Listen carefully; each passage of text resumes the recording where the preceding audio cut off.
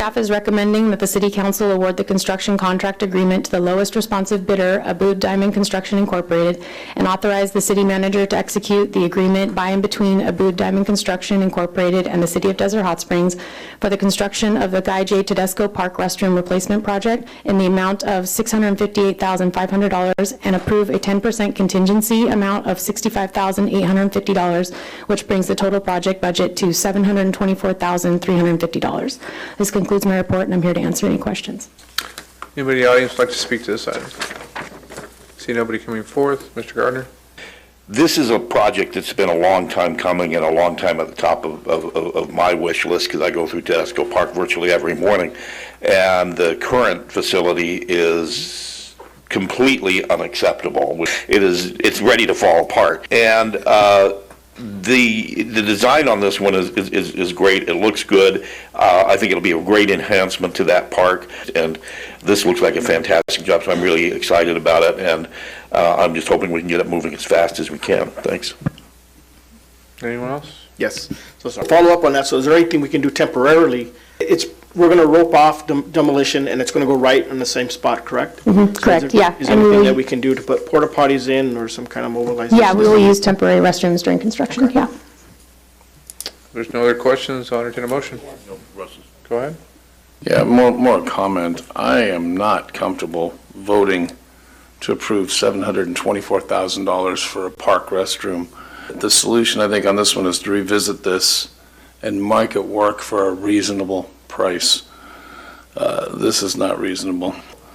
It's just way too much money. So there's no way I can support this. I'm actually flabbergasted at the cost. I have a comment, but I'll make a motion to discuss. You want a motion to approve this item? Is that Yes. Is there a second? There is a second. We'll go back to discussion. I agree with the cost. All of our restrooms, we keep changing them because they get vandalized and what have you. We have to get, in today's century, to prevent that. Otherwise, we're going to keep doing it over and over again. I'm done. And I'm going to make some comments, and I'll go second round. It's tough, and I understand your concern with the money, but unfortunately, in the public sector, there is a period of time that we have to throw these out for bid, and the process takes a while to get there, and all these agencies or companies are allowed to bid into this.